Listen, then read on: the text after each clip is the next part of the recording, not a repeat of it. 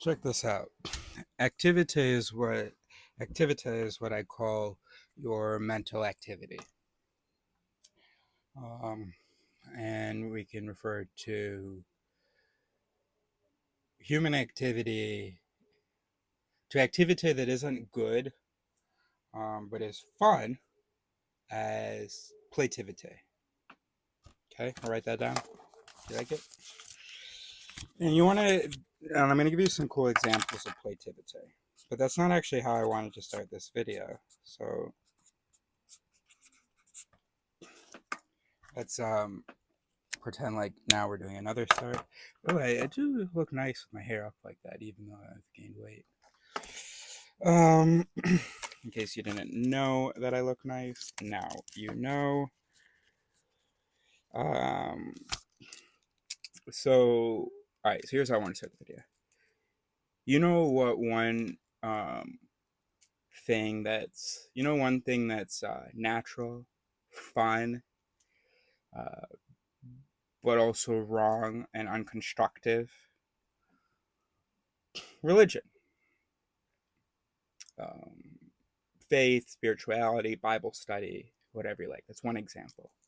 Another one is getting involved in a conspiracy theory. You know, it's stuff we love it. We absolutely love it.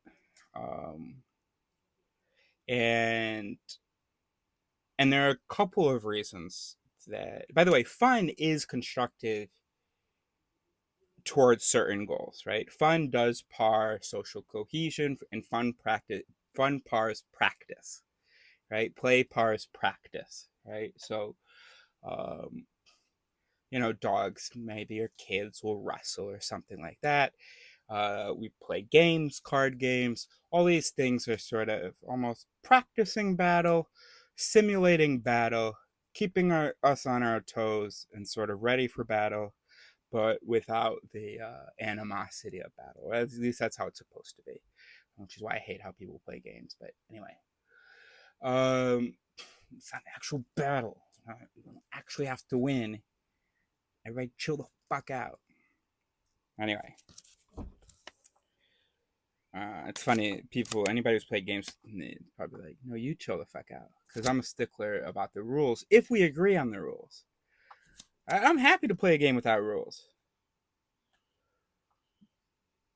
But then it's not a game. We're just dicking around, right? But whatever, we can dick around. Dicking around is fun. Anyway, I've gotten off topic. So, you know what another example is, besides examples like getting conspiracy theory, the conspiracy ones, the religious ones? Another fun example is debating religion. It, you know, the stupid fucking problem of evil. Oh, I've been sort of tempted to say something about that. So I'm going to do that now. The problem of evil is stupid. Okay, bold claim. So tell me how I'm wrong. Um, by like Dico Sine Quadro. And then we need a, tell me how I'm wrong. What does that one guy say? Prove me wrong. Change my mind. Yeah, so, oh, resit me. We already have a word, resit. Okay, so resit me. Oh wait, no, but I don't want you to resit me if I'm right. Um, Opt me. But I don't want you to opt me if I'm right. Or I mean, if you agree with me.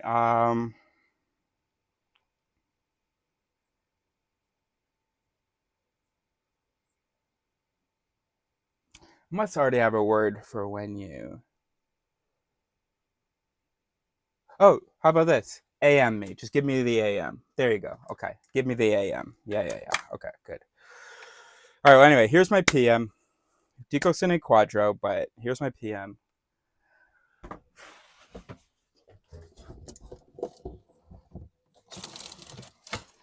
My PM is problem of evil is stupid. AMs are welcome in the comments. Okay. Um, the problem of evil. We have to do so quick, okay? Because it's just an insult to anybody. Anybody really who's watching this video, knows what the problem of evil is, I reckon. But all right, the problem of evil is like, oh, but if God is good and all knowing, then how come bad shit happens? Okay.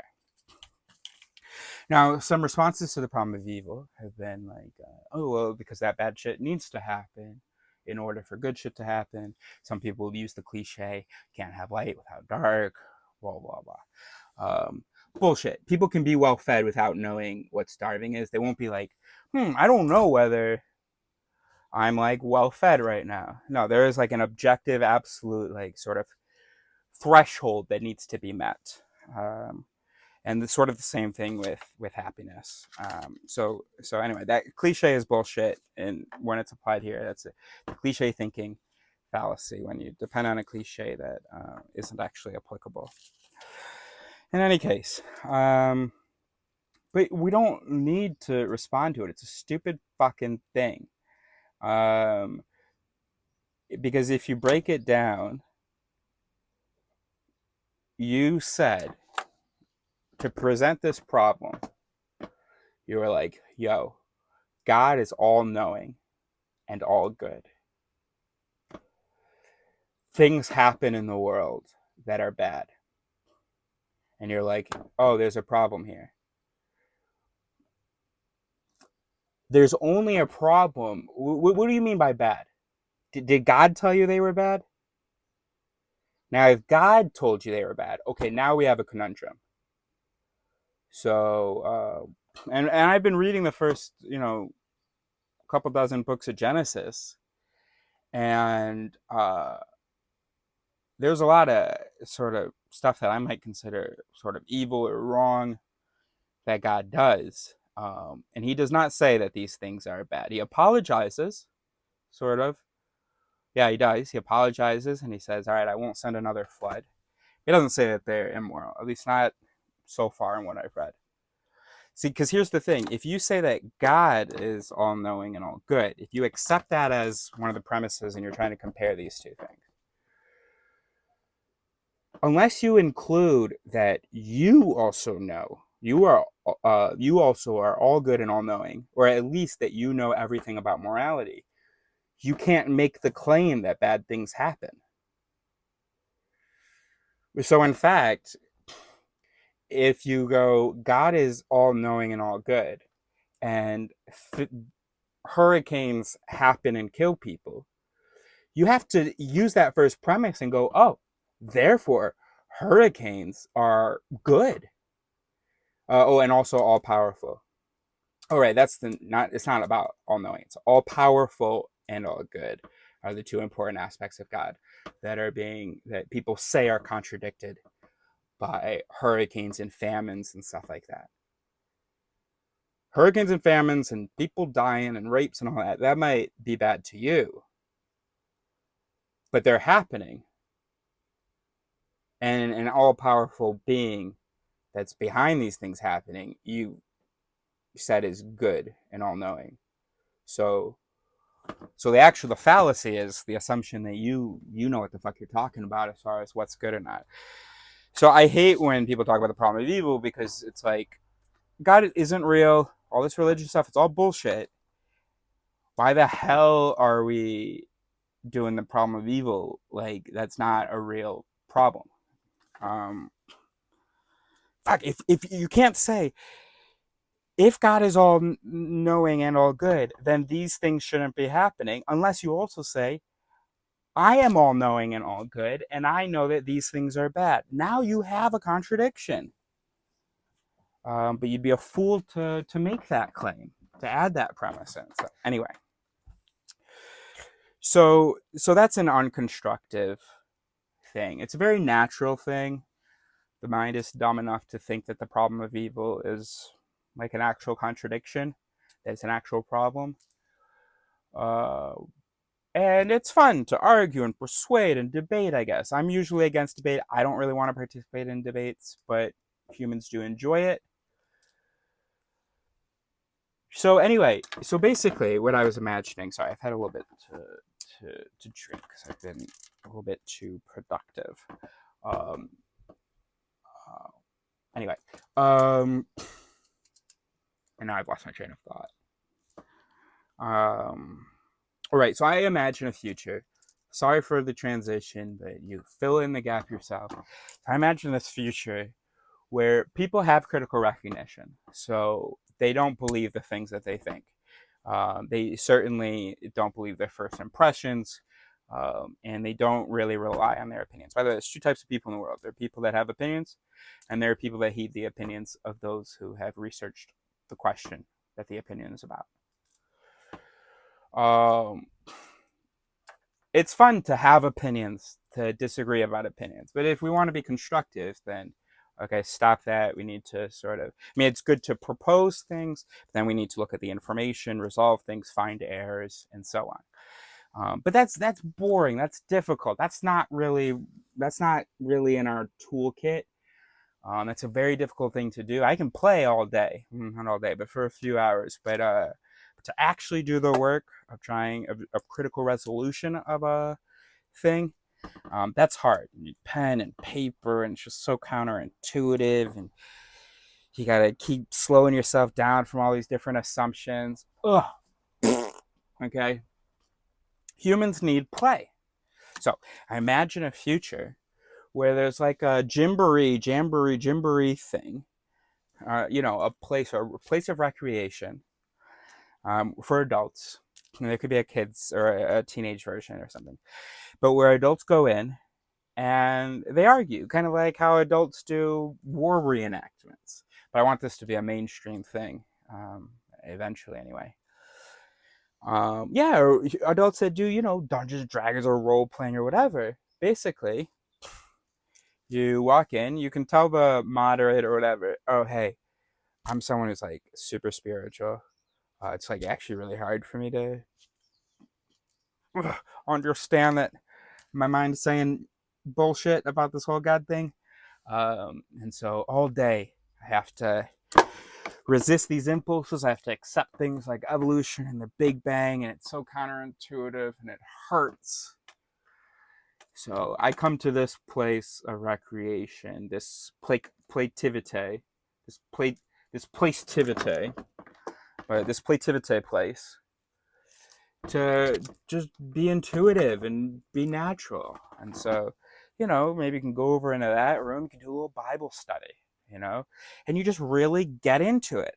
You let all your system one-its talk, all your one-its go, you let them, and you just take for granted that this is true, and then you look at it and all the things. Bible study is amazing. I've done Bible study, dude. It feels great to be interpreting things, to find meaning, to see relationships and significance where maybe someone else didn't. And the Bible's so great because it's so easy there's so many sort of contradictions. It's so easy to take this element and relate it to that element, and it's a fucking blast. But then if you're like, oh, no, I can't. It's just, no. Okay. Then you can, be a religious debater. You can say, oh, no, look, in this stupid text, I'm going to pretend like this is actually worth our time and consideration and our interpretations. And look, there's this contradiction here. There's this contradiction here, blah, blah. Oh, problem with evil, blah, blah, blah. It doesn't really matter what's true or reasonable. Just let humans play. It's not, of course, great practice for actually being reasonable, but not everybody has to be reasonable. There's most jobs. In interaction, certain principles in certain disagreements, certain principles of reason should be acknowledged, but, you don't have to be doing it all day, every day, and with everybody. And so it's okay if some people very rarely heed reasonable principles. They know very few cognitive biases. They know very few principles of logic and so on. Not everybody needs to know those things. And so they can play wherever. But some people, scientists, doctors, lawyers in the future, ones where you can't, there aren't people in those positions who also actually believe these things. Well, they need an outlet for all that intuitive excitement that they have and all the bullshit in their mind. So that's what I hope for in the future. Um, it's kind of like what humanitarian churches or Unitarian or whatever churches do. It's like for people who like they want religion in church, but it's just all so dumb to they can't go to like a Christian church or a mosque or something like that. Um, but the kids go off because I remember I was confused my first time at one of these churches, or my only time maybe one of these Unitarian churches. We were going off and there's some coloring or some picture book for kids, and I was with the other kids and we were learning about Jesus and stuff. And I was confused. Why are we doing this? Well, one, it's just to learn about the dominant religion of the country. But two, it's just fun as fuck, dude. I want to read this to my kid. These are such cute little stories, and we can talk about them. We can assume that they're true, and see what that does for us as far as what it makes us feel and stuff. And yeah, uh, yeah. And then I've talked to sort of about something like this in the past. And what you would have is you would have what I call an imam, who would be, when you're done with your session, when you're done with your Plativitay, if you need to be sort of brought back to actual things, then you go talk to an imam. So you go, an imam is an identifier of mallets. Mallets, of course, the biases, fallacies, illusions, heuristics, etc. And an arrestor of majiding. And majiding is when you offer bullshit to justify something, some ethic, something that you believe to be true that you're claiming. In my previous video, I talked about the word ethic, which comes from the Bible, by the way. Anyway, so this imam, he's there, and how's everybody feeling? You guys had a nice thing. He's just there by the door, and people are exiting, and someone's like, "Yo, I was in tears in that Bible study. Felt like my whole life. Now I understood my whole life and the whole world. Can we chat?" And I was like, "Absolutely, yeah."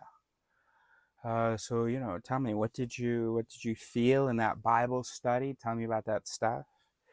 Yeah, so I felt this, and by the way, this thing made a lot of sense. It just sung so hard. It just felt so right.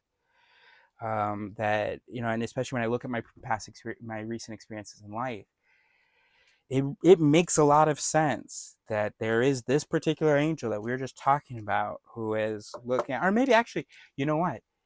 There would be, it's like a big club, right? And so you can go to Hinduism, blah blah, and there would be a lot more of that, right? So Westerners won't just be going and doing Bible study for fun. They'll be doing whatever text study or whatever, and there'll be someone who'll be going and doing meditation, saying, "Oh hey guys, I'm leaving my body," or I left my body earlier, blah blah. Let's change examples. Let's use someone who does that. Just because I forgot what else the other thing I was talking about. So someone has just been in a meditation. They had a transcendental experience. They feel like they've achieved enlightenment. Maybe they even did some shrooms, and they felt like they just saw a whole nother reality. No, let's just stick with they had an outer body experience. And so they go to the imam. Yo, imam, we learned in school about how we are brains, and obviously my brain didn't leave the skull, but I swear to you, I was outside of my body. I like projected, and I just need you to talk through that with me. And mom goes, absolutely, absolutely. So what do you first of all, there's a whole lot of rapport building, talking about the experience. You identify the value, and also the imam can be like, why I think that was so refreshing for you to leave your body like that, because blah blah blah. The imam is an expert in psychology. In imam school, you have to learn thousands of mental mechanisms, mental its. And then sort of towards the end, so then the guy's like, all right, listen, I can't hang out much longer. I got to get back home to my family. And I got to be honest with you. It's been great, but I do need you to, I need you to convince me that wasn't real. before I go back home, because right now it still felt really real. So mom's like, absolutely. And the imam probably would say like, we're really not supposed to convince you of something like that, but we can look at some things together. Um, um, so then the imam says, what do you know about the temporal parietal junction? The guy's like, oh yeah, I mean, we learned about that in school. Well, the temporal lobe, it's like about, there's a lot of hearing, memory, language stuff. The parietal is space, body, the limits of the body and stuff. I don't remember about the TPJ. So the mom goes, no worries. Yeah. So the TPJ is this junction between the temporal lobe and the parietal lobe. And you may have remembered from high school about the experiments that show when you stimulate that, we have this out of body experience. Right, the guy says. How do you know that stimulating that doesn't just like sort of sever the tether? Okay, hold on, buddy. So right now what we're doing is we're agitating. We're looking for anything to, this is what we call an appeal to ignorance. You're saying, but you don't know that it's not tethering this, blah, blah. But you've learned in primary school about Occam's razor, about the importance of evidence. We don't have any evidence that there is such a thing as a soul, or that, or the existence of this tether thing, and so on. And the guy's like, yeah, no, absolutely, yeah, right. I don't know. I'm not an imam, okay? I'm hoping to found the first imam school, but or for it to be at least based on my work. I'll never be an imam. I've got too much stuff to do. I wouldn't know how to be an imam, but the imam would have learned how to really communicate and blah blah blah. And then the imam would say, okay, just give me, based on the conversation, the imam would decide how many recitations the guy should do as part of a refute to mute. And the recitations would be like, I am a human brain. I am a biochemical system structured not to experience reality as it is, nor to find truth, but instead to get me past the age of reproduction, basically. My sense, and then maybe there would be a specific recitation to do for the out-of-body experience, for instance.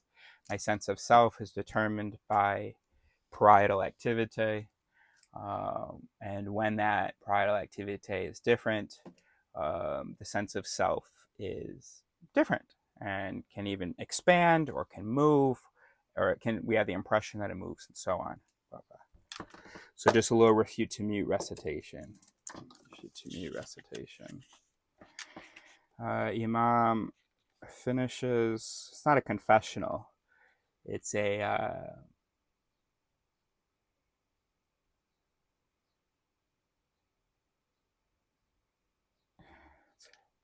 like a reevaluation of the experiences. So yeah, after you go in for Bible study, you might want to do a reevaluation with an imam, especially if you felt particularly compelled. Or if you just, some interesting stuff happened, you want to understand it better. Imam, it doesn't say that in the name that they're good at that. It really just focuses on the negative, but whatever, they're good at that. Or maybe there's some other characters good at that. So you do a finishes reevaluation. I'm sure we'll come up with a better word for that.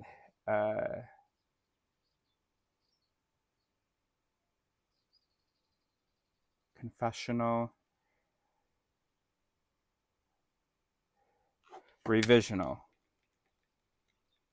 All right, I'm happy with that. So first you have your revisional with the imam, and then the imam might prescribe a few recitations